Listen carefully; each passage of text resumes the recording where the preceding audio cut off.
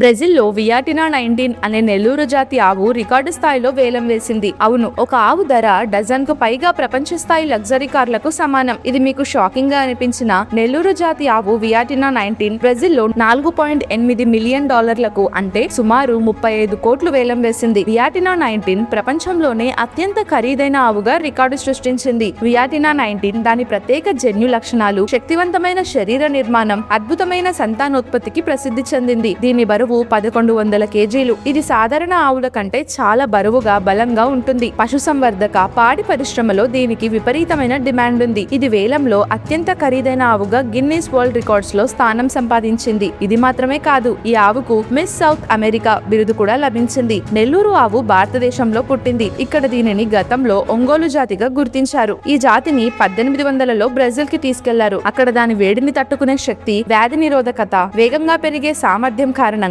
పశువుల పెంపకం రంగంలో ఇది బాగా ప్రాచుర్యం పొందింది.